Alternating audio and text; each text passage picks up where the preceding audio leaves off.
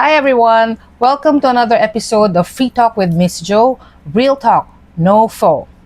Please feel free to like, follow, subscribe, and share our episode for today entitled Still Here, A Story of Courage, Cancer, and Choosing Life. Our guest for today is a woman whose life has been tested time and time again. Now at 61 years old, and she has faced not just one, but three serious illnesses, including cancer. Pero nandito pa din lumalaban sa buhay. Each diagnosis could have marked the end of her story, pero each one became another chapter in her life defined by resilience, courage, and hope. Yung journey niya is some kind of a miracle, reminding us that survival isn't just about living longer. It's about choosing to keep going, finding strength even on the hardest days, and embracing each new morning as a gift. But before I call on our guest for today, let's first do word talk. Our word talk for today is Ebenezer, spelled Ebenezer, which means God's faithfulness remembered. It's a biblical word that means stone of help or stone of remembrance, symbolizing God's faithfulness and the reminder that He has brought us this far. Every battle overcome becomes an Ebenezer, a testimony that we never walked alone. Tamang-tama para sa ating guest for today. So join me as we listen to the inspiring story of a woman who proved that age doesn't weaken the human spirit and that even after life's greatest battles, there's still so much life left to live. So our guest for today is my cousin, Kuku. Hello, Ku. Kumusta ka na? Hi, Seth. Kumusta na? Mabuti naman. Si Kuku is now 61 years old, no? 60 pa lang, sorry. Ulitin ko. Si Kuku is now 60 years old, so senior. Parehas na kaming senior nito. Matanda lang siya sa akin ng ilang buwan. And she had an issue before in her gallbladder nung umpisa, no? So she underwent surgery and natanggalan na siya ng gallbladder. Kwento mo naman sa amin yun, Ku. Yung sa gallbladder. Yung umpisa. 1990, ako nagkaroon ng gallbladder stone. Tapos, yun nga, naoperahan ako. After that, ayun. Tinanggal na siya. So pag sinabi mong natanggal yung gallbladder, wala nang gallbladder. Wala, Anong ibig sabihin? Ibig sabihin nun, yung panunaw mo wala na. So, madali ka ng, parang konting kain mo lang, madali ka ng magdumi. Yun ang ano. Hindi na siya tumatagal sa tiyan. Parang every time kakain ka, lalabas mo rin siya agad. Kasi wala nang nagtutunaw ng food eh. Hindi ba mahirap? Hindi naman, kaso every time na lalabas ka, kailangan make sure na may sa bahay pa lang nag-ano ka na, either kailangan nag-breakfast ka na para medyo na ano na yung stomach mo, na condition na siya. Kasi pag hindi, pwede kang abutan sa labas. Anytime parang ang hirap kasi lalo na pag sa public toilet. Minsan kung maraming pila, pipila ka. Hindi mo naman mapipigil yung ano mo. Ayun. So, yung una, di ba, gallbladder issue. Di ko naman sinasabi na hindi yun malala o hindi siya ganun ka-importante. Pero yung second, mas malala. Kasi, di ba, yun na yung cancer. Breast cancer. Di ba pag cancer na ang pinag-usapan, medyo maseryoso na yan. What was going through your mind when you received that diagnosis? Ano yung mga naisip mo noon? Kasi, di ba, nung una, di ba sabi, benign lang. Nung unang-una, parang 2003? 1993 sabi, benign lang. Because, 1993. Parang may lump lang na nakapa. Tapos, nung chinek nila, hindi naman cancerous. So, benign lang. So pag sinabing benign, ibig sabihin hindi masyadong hindi naman malala. delikado.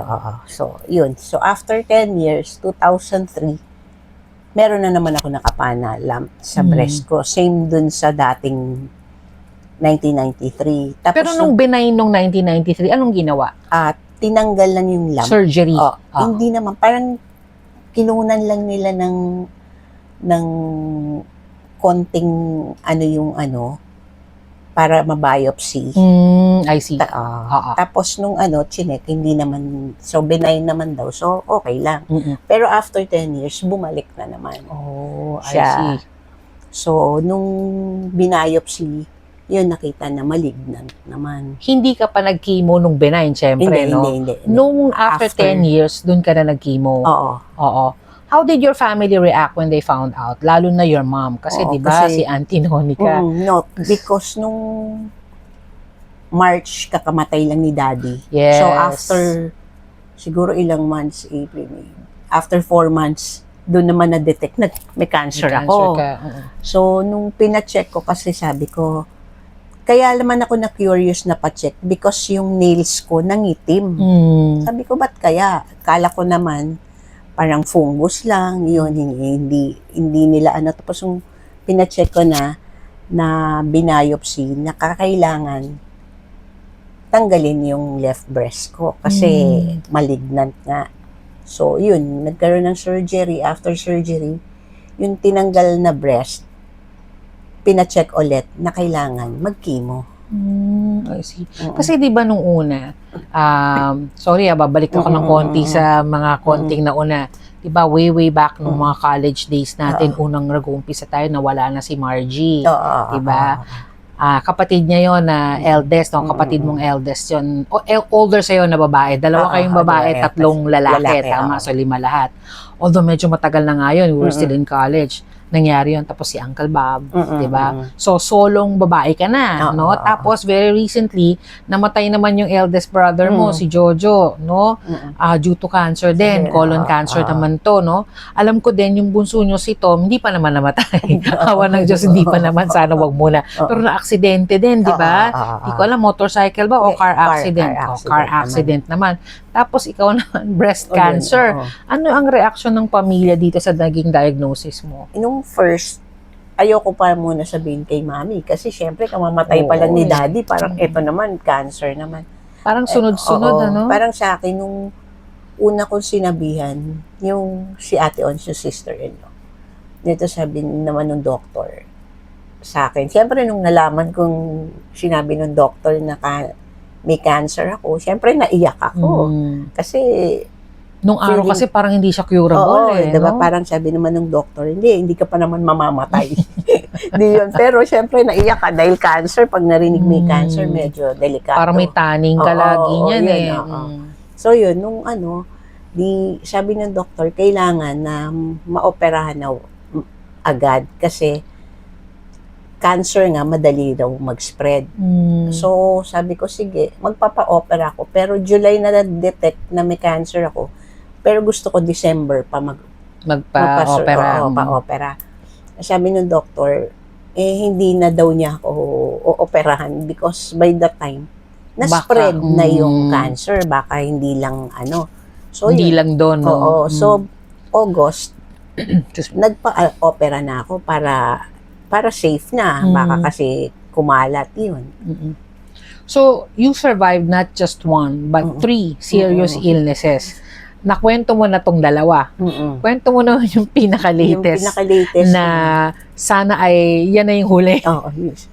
I hope yun na yung huli. Oo. Yun. Tapos nung 2024 naman, nagkaroon naman ako ng hemorrhagic aneurysm. Biglaan na nag-headache lang ako. Tapos yun, tuloy-tuloy na nagsusuka na ako non-stop. In emergency na ako. Kasi parang hindi na normal na tuloy-tuloy. Tapos yun, pagdating nga sa hospital, chinek nila, pina-CT scan na may pumutok na vein sa ulo ko. Tapos kailangan operahan because meron pang isa pang vein na puputok. So, mas delikado kung so, hindi operahan. Dalawa. Dalawa siya. So, nung nag-antay kami na ICU ako for 7 days. Tapos, nung inoperahan na ako, yun, okay naman so far. Kasi gising naman ako. Buti hindi ako nakoma. Yun, at least ano naman ako, normal naman ako na ano, Mm-mm. yun. So, which battle was the most difficult and why? Itong last, Pinaka-last. yung Oo. aneurysm. Because, Bakit? syempre, brain eh. Mm. Yung lagi kami headache, yun ang ano ko. Tsaka iba yung pakiramdam mo, nang hina yung katawan ko. At 60, no? Oo, Syempre, medyo... iba na yung ano mo, hindi ka na ganun ka lakas. So, maraming adjustment. Yung mga dati mong ginagawa na normal lang, ngayon hindi na normal pwede. masyado. Parang lagi kang pagod. Mm-mm. Hindi na ano. Mm-mm. Yun. Was there ever a moment when you felt like giving up? Oo, lagi. Kung parang nakakapagod na. Kasi dami na cancer. Nung nagka-cancer ako, ay kala ko, yun na. Tapos etong last nga, akala ko, sabi ko, siguro kukunin na ako ni Lord. Pero hindi pa. May mission pa siguro. Nabanggit mo nga sa akin noon, di ba, parang sana nga kunin ka na ni Lord. Sabi ko, Lord, kasi... kala ko, ito na yung pinagpe-pray ko sa'yo na kunin mo na ako. Pagod na ako. Parang nakakapagod na mabuhay. Yun. Ano yung nagbigay ng strength sa'yo to keep fighting? Ako, hindi ko, sa akin, okay na ako na, sige, kung oras ko na, okay na. Sa akin, yun. Pero hindi eh, si Lord yung nag-aano sa akin, parang sabi ni Lord, hindi pa kita kukunin dahil hindi mo patayin. Parang ganon. Kaya sabi ko, pero third life ko na to. Parang sabi nila, kailangan mag-igat na dahil yung susunod pa na may mangyayari sa akin. Sana wag naman, no? Parang hindi na, wala nang kasunod na. Kasi we're all on borrowed time, di ba? Hindi natin hawak. Actually, ang pinaka nearest future natin is tomorrow. And tomorrow is not even promised, di ba? So, did you ever question God kung bakit lagi na lang itong nangyayari sa'yo? Yung nagka-cancer naman ako, hindi ako nagtatanong kay Lord, bakit binigyan mo ako ganito? Sakit, ganun. Kasi ako gusto ko na nga eh. Gusto ko na magpahinga, pagod na ako. Parang, naisip ko kasi parang buong buhay ko, parang wala pa akong hindi pa ako naging masaya. Parang, wala eh, parang, masaya ka for the meantime lang, pero yung hinahanap mo na sana, yung pangmatagalan, walang ganon. Curious ako dyan sa hindi ako masaya ko. Gusto mo ba kaming bigyan ng konting storya o idea bakit parang laging nararamdaman mo hindi ka masaya? Yung unang-una, siyempre nung nagkaanak ako ng maaga, akala ko nung nagkaanak ako, yun ay magiging masayang buhay ko. Ilang taon ka nun ko? 19. So, hindi nangyari. Tapos, Bakit hindi to nangyari? Oo. Kasi, hindi kami nagkatuluyan nung daddy nung anak ko. So, ina-expect mo sana ganon, masayang family na ano. Pero hindi, kahit ako yung nag-effort, nag-strive, wala eh, hindi talaga. So, parang every time na parang ang wini-wish ko lang para sa sarili ko, yung happiness ko. Sana dumating na yun. Kaso parang ako lang yung nag-e-effort. Pero pinagpe-pray ko kay Lord, sana yung gusto kong tao makatindi na ako. Hindi ako lang nakakapagod. Tuloy natin. So, how did this journey change your outlook on life ko? Kasi alam ko, madasalin ka eh. Ano-ano yung mga naisip mo o ano yung mga dinasal mo na gusto mo na sanang sinugot na ni God para matapos na yung mga paghihirap mo bukod sa sabi mo, sana kuhanin ka na, no? Dahil dun sa mga nararamdaman mo kasi napakahirap magkasakit. Bukod sa physicality niya, nandyan din yung pwede kang ma-depress, ma-stress, ma-anxiety. So, may mental issue din siya. then you start questioning yourself na bakit lagi itong nangyayari sa akin, di ba? So, may emotional setback din ito, di ba? How did your faith or spirituality help you through your darkest moments? Yung mga sakit naman na nangyayari sa akin, hindi ko naman kino-question si Lord dun eh. Parang sabi ko, baka ito yung way ni Lord na para mawala na ako.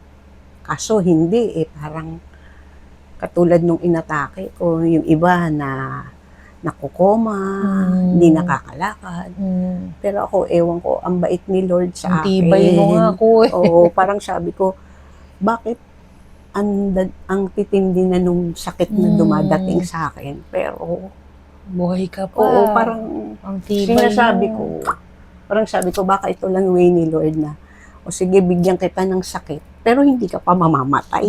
Yung parang ganun. Parang sabi ko, ano bang purpose ni Lord na bakit hindi ko patayin? Sabi ko, ano pa ba yung gusto niya gawin ko? Kasi, sinasabi nga nila, hindi dapat yung gusto mo, dapat yung gusto ni Lord. Hindi ko naman alam, ano ba Lord gusto mo para sa akin? Kasi, hindi na ako masaya. Parang hinahanap ko nga yung sana bigyan ni Lord yung happiness ko naman. Kasi yung mga anak ko, may mga edad na rin. Pwede na sila mag-asawa.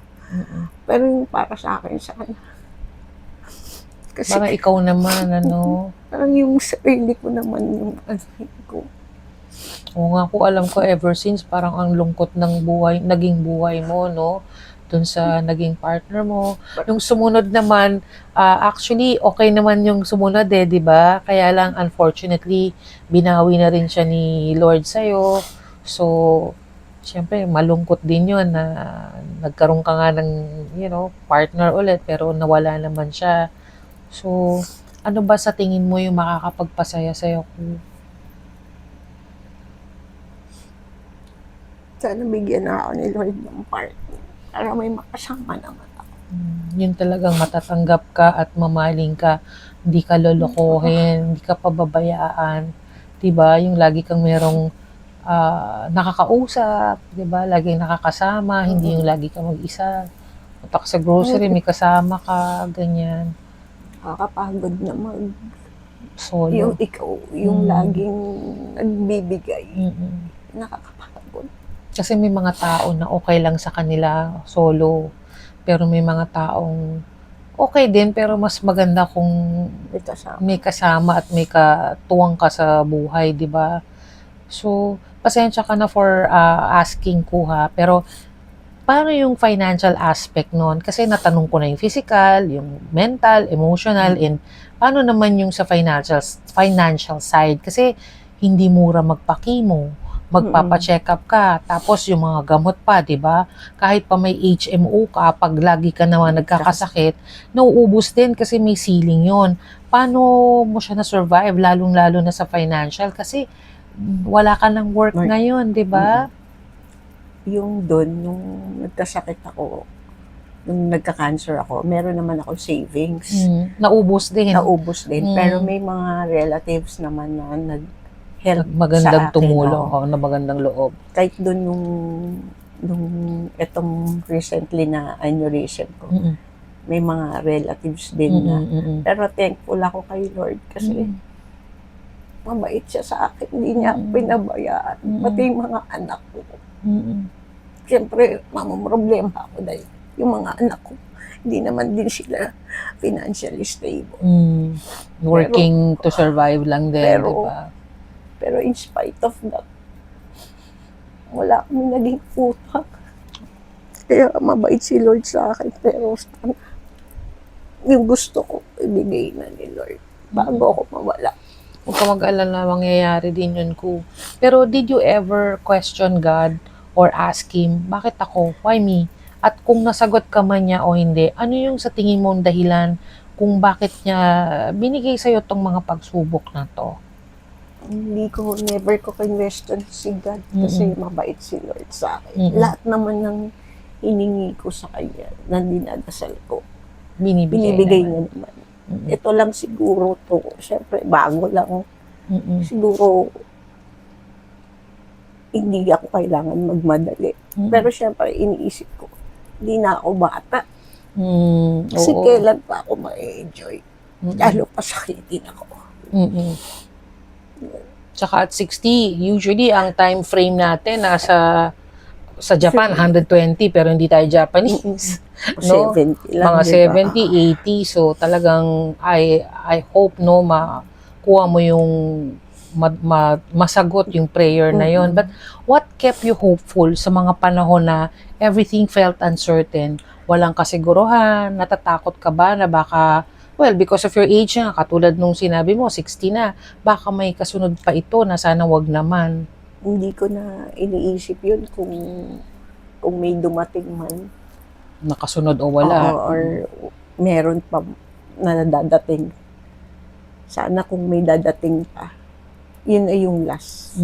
Sana may kasama ka nga, yun ang gusto mo, may yun. kasama ka to hold your hands, diba? Yun. Huwag lang mauuna sa akin. Oo. Pero looking back, what are you most grateful for today, no? Ano yung mga pinapagpasalamat mo na andito ka pa din despite 3 illnesses, no? O sino yung mga tao, kung meron man, katulad na banggit mo, mga relatives na mo rin, na gusto mong pasalamatan na tumulong o nag-inspire sa'yo to hold on and to stay strong? Yung mga anak ko. Kasi mahal na mahal ko ng mga anak ko. Hindi nila ako pinabayaan. Siguro yun yung ano ni Lord. Siguro. Kaya ayaw niya pa ako. Kailangan pa ako ng mga anak ko. Kahit ako bumibigyan, naalala mo. Suicide na ako dati.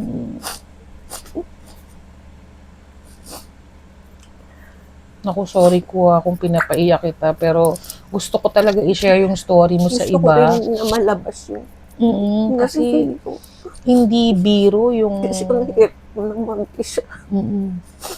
At saka hindi nga baka nga meron naman din gustong, alam mo yun, baka may gustong i-convey si God para sa'yo na baka rin may makarelate sa storya mo to keep on holding on, no, wag bumigay. Kasi naalala ko kung nung nagka-aneurysm ka, you message me, tapos pinakita mo sa akin yung picture ng ulo mo na bagong opera yata yun. Tapos nag-usap tayo sa phone, sinabihan mo ko na, Seth, hanggat may oras ka pa, i-enjoy mo yung buhay mo kasi mahirap magkasakit. Hanggat may oras ka pa, spend mo yung time mo sa pamilya mo, kay Joey. Yun ang tandang-tanda kung sinabi mo sa akin. Has surviving these illnesses changed the way you spend your time now? Nag-iba ba nung ito ng aneurysm as compared to yung sa cancer? Siguro nung ito, because matigas ang ulo ko, hindi ako talaga umiinom ng mga maintenance ko. Mas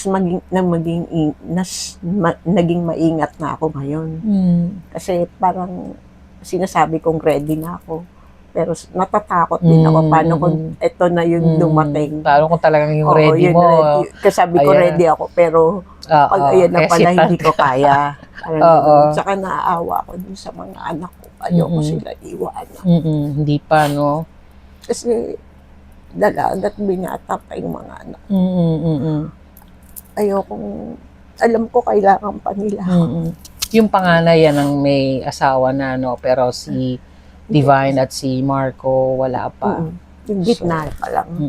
Pero kung ang swerte mo din sa mga anak mo, no? Ang babait nila sa'yo, hindi ka nila pinababayaan, not even, financially, not even physically, nandito talaga sila.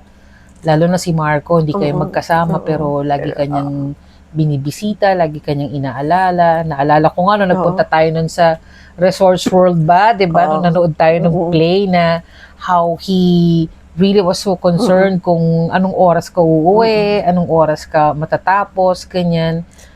At tapos, iniintindi niya kung kumain ka na or what, ganyan. Despite naman din ng mga nangyari, may maganda rin namang, 'di ba? Hindi ka man pinalad dun sa mga naging partners mo. Pinalad ka naman dun sa mga bunga ng mga naging partner mo na ngayon, lalo na yung mga anak mo.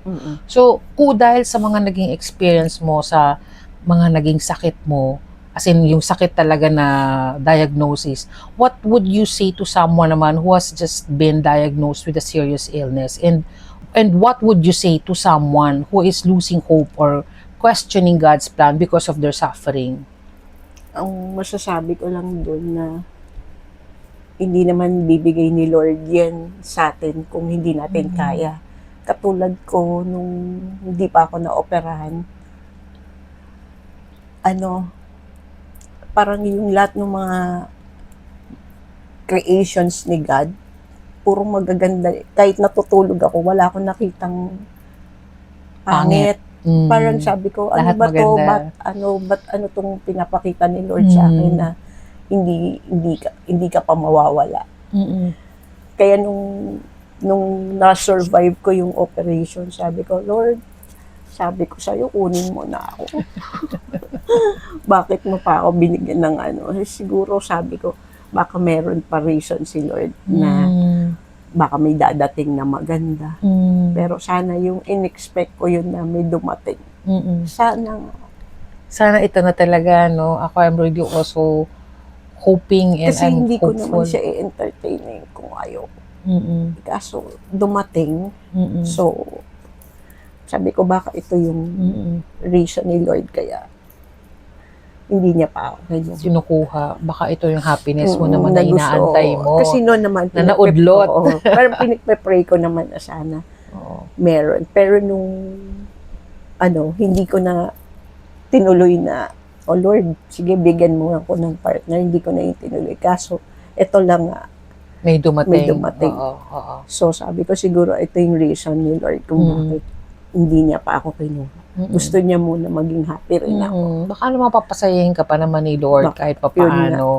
I'm just hoping na yun din ang intention niya para sa'yo, no? Para hindi ka naman malungkot na. Anong advice naman ang mabibigay mo sa mga family members caring for a loved one na merong cancer or another life-threatening disease? Ano yung pwede mong masabi sa kanila? Kasi you're very lucky na bukod dun sa mga anak mo, may mga kamag-anak na tumulong, 'di ba? Kahit papaano. Maging strong lang sila. Tapos wag sila makakalimot kay Lord. Kasi lahat naman ng prayers natin naririnig ni Lord. Kumbaga, kailangan lang hindi yung time natin, kailangan time ni Lord. Ibibigay niya sa atin. Tsaka maging strong lang sila. Yun. Prayers lang yun yung talagang pinaka-importante. Parang kahit anong yaman mo din kasi, no? Kahit anong dami mong pera. Pag hindi ka marunong magdasal, hindi ka marunong humingi sa Kanya, sabi nga lahat ng daing dapat sasabihin mo sa Kanya kahit alam niya na kung ano man yun.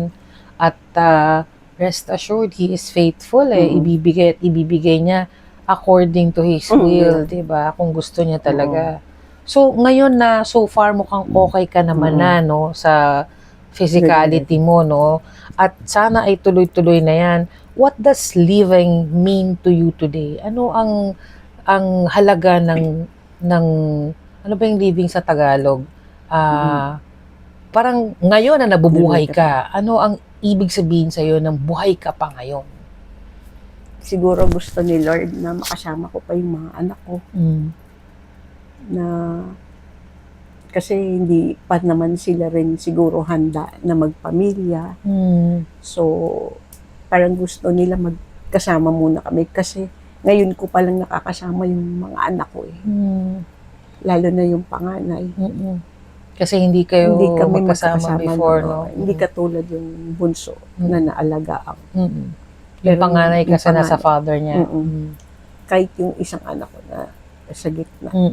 Hindi ko rin siya ngayon ko na lang din sila nakakasama na magkakasama kami. Baka naman ko yun yung magandang nangyari dito sa na-experience yung mga sakit, dahil nahiwalay yung mga bata sa'yo, si Divine lang kasi yung pinaka naalagaan mo, pero yung dalawa, baka ito yung naging reason para mas makasama mo sila ng mas maging mahaba. Close kami ng mga anak ko. Baka ito naman yung regalo ni God sa'yo na kahit papaano nabibigyan mo sila ng oras nabibigyan ka na rin nila ng oras at naiintindihan nila yung naging situation mo. Mm-mm. Diba? Na hindi ka kailangan i-condemn, hindi ka kailangan sumbatan, Mm. hindi ka kailangang sisihin or whatever. Alam mo na, diba? Yes. Baka naman that is a blessing in disguise din kung tutuusin.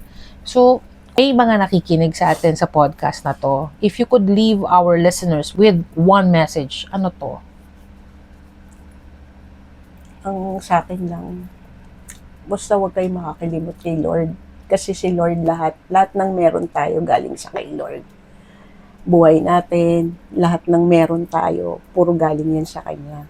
Kaya yung prayers, yun lang, huwag kayong makakalimot magdasal everyday, magpasalamat sa lahat, sa blessings, kahit na walang dumating, magpasalamat lagi kay Lord. Basta huwag makakalimot kay Lord. Si Lord dapat dapat God first bago yung ibang, kasi sinasabi ng iba, ang priority nila, yung family nila. Dapat hindi, si Lord lang dapat ang unang-unang priority natin. Parang siya talaga yung end all and be all natin no? Na madalas nakakalimutan talaga natin Lalo na kung masaya ka, nakakalimot ka kay Lord. Pag marami kang pera, yan. Kasi parang hindi natin naiisip na kaya tayo meron nun because dahil sa Kanya. Dahil kay Lord. Pero minsan di natin naiisip yun. Si Lord tinitake natin for granted minsan. Yun lang ang maano ko, prayers. Kasi sa everyday ko na pagsisimba, feel ko wala naman taong may walang problema. Pero mafe-feel mo na parang everything is okay, wala kang iniisip na problema kahit na meron. Magaan pagka kay Lord ka talaga nakasandal. Pero minsan kasi ang masakit lang madalas naalala natin siya pag meron ng hindi magandang nangyayari. Yan ang sakit ng tao talaga hindi natin, ako rin na-experience ko yan, I'm sure alam mo yan, pero hindi ko storya to, pero i-share ko lang din na nung wala rin si Lord sa akin, ang gulo-gulo din ng utak ko. Hindi naman magulo yung buhay ko, pero napakagulo ng utak ko, ang gulo ng sitwasyon sa paligid ko, ganyan. Pero nung nawala yung mga gulo at hiningi ko sa Kanyang mawala, at hiningi ko talaga na gusto kong makita yung, naiinggit kasi ako dun sa iba pag sinasabi nila na, alam mo, ang hiningi ko lang kay Lord, hamburger. May nagkwenta sa akin yan dati. Alam mo, Joe, ang hiningi ko lang hamburger. Pero ang binigay niya sa akin, cheeseburger na, may french fries pa, may juice pa, merong ice cream pa, may dessert, minsan nga may apple pie pa. So sabi ko, ay, bet akong hamburger ko, ang hirap, ang hirap makuha. Ikaw na, di ba?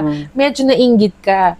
Ang sabi lang din niya sa akin, kasi lagi kong hinihingi kay Lord at lagi ako nagdadasal kay Lord at hindi ako nagda-doubt na ibigay niya sa akin. Ako noon, very doubtful din ako kasi maraming ang problema. Kasi hindi ko rin siya tinatawag. Hindi ko siya kinakausap. Mataas din ang pride ko. Akala mo rin kung sino akong magaling. Pero nung katulad mo, lagi kang, I think as you grow older, mas makikilala mo siya Not only because of the anong tawag doon, pagsubok, hindi lang. Kung hindi, habang tumatanda ka rin, naiisip mo, lalo pagka yung mga anak mo, lumalaki na rin, hindi ka na masyado naaalala dahil may sarili naman na silang buhay. Pag nag-iisa ka, naiisip mo, oo nga, ang end all ng buhay natin and be all ng buhay natin ay dapat si Lord. Sabi nga, seek ye first the kingdom of God and all of this will be added unto you. Diba? So, sa lahat ng napagdaanan mo sa buhay, kasama yung physical na mga sakit, mga heartaches, na alam kong marami ka ding napagdaanan, lalo na sa mga naging love life mo. After everything you've been through, what gives your life purpose today? Ano ang nagbibigay ng purpose sa'yo sa buhay mo ngayon? Basta bukod sa mga bata, sa mga anak mo. Ako kasi kapag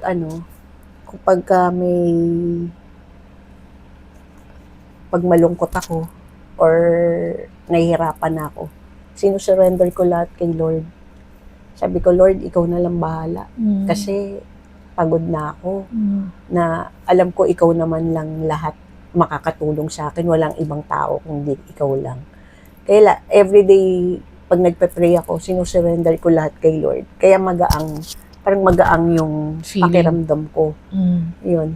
Tsaka pag hindi ako nakapag-mass the whole day, parang guilty ako. Kasi parang ang dami kong ginawang wala namang sense na pero si Lord na 1 hour lang naman na hinihingi niya, hindi mo magawa. Nag-guilty ako doon. So, pag hindi ako nakamas ng morning, sa gabi, doon ako magmamas kahit na replay na yung mass.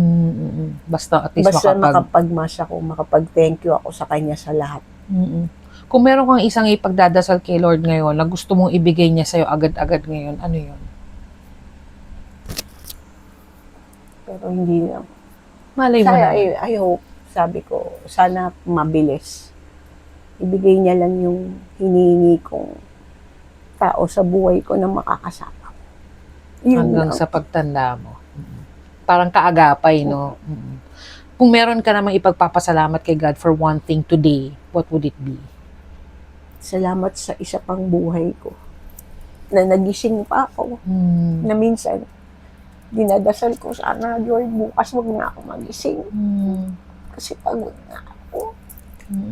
Yun lang. Napapagod na rin ako. Pero alam mo ko yung pagpapasalamat na ginising ka ng umaga, natutunan ko na rin siya. Dati kasi parang it's ordinary sa atin. Normal lang na araw-araw gising tayo, di ba? Araw-araw kakain ka, pupunta ka sa opisina. You're not even thankful na may trabaho ka, no? Pero nung nangyari mga pandemic at kung ano-ano pa, sa dami ng namatay, di ba? Dun sa dami ng nawala ng trabaho, doon mo ma-appreciate ano yung meron ka dahil hindi nga lahat gumising, 'di ba? Hindi lahat gumising, ikaw nagising ka pa. Hindi lahat may trabaho, ikaw may trabaho pa. Kaya natuto na rin talaga din ako kahit papaano na magpasalamat sa araw na to na buhay pa ako at malakas pa, nakakapasok pa, 'di ba? Nakakamaneho ka pa mag-isa papunta sa opisina, matino pa yung pag-iisip mo dahil ang daming tao nade-depress, hindi na makasalita ng maigi. Alam mo yung gano'n ka makaisip ng maigi. So, natutunan ko na rin yan, i-appreciate yung araw na ito.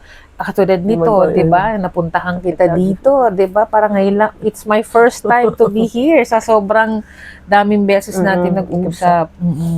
So, last question ko bago tayo matapos sa episode na ito. If your life is a testimony of God's faithfulness, what do you hope people will learn about Him, about God, after hearing your story? What message do you think God wants people to hear through your story?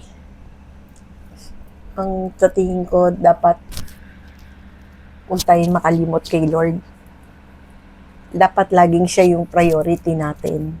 Kasi lahat ng ginagawa natin, lahat ng meron tayo, basta lahat lahat galing kay Lord. Kaya dapat thankful tayo. Tsaka kung meron man tayong problema, isurrender lang natin sa Kanya kasi siya lang yung makakatulong sa atin. Kahit ikwento kasi natin yan sa kaibigan natin, wala naman din sila maitutulong. Kay Lord lang dapat tayo humingi lagi ng tulong. Ako ko yun, na naniniwala ako na walang imposible kay Lord. Dapat talaga siya lagi ang priority natin. Yun talaga no? Talagang end all and be all natin si Lord talaga Umpisa at huli siya talaga Ako, pasensya ka na, pinaiyak kita, pero alam mo, ang ganda kasi ng storya mo dahil lagi ako umiiyak. Hindi naman, pag nagre-reunion kasi tayo, tinutokso ka lagi na. Pag nagre-reunion ho kasi kami, lagi namin siya tinutokso sa dami ng sakit na dumating sa buhay niya, na nainda niya. Hanggang ngayon nabuhay pa rin siya kahit papaano. At syempre ayaw namin na magkaroon pa ng pang-apat, pang-lima, kasi baka hindi na kayanin ng powers mo, di ba? Ng physicality mo. At saka syempre yung emotional, mo, at yung mental, maapektado na yan 'di ba? So, nagpapasalamat din kami kahit paano na Nabuhay pa oo, ako. andyan ka pa kahit papaano, paminsan-minsan nakakasama ka pa namin kahit papaano, and sa dami ng nalagas na sa batch natin. Oo. Sana wag muna, 'di ba? Kasi dati nagkikita-kita lang tayo pag mayroon ng nawala, 'di ba?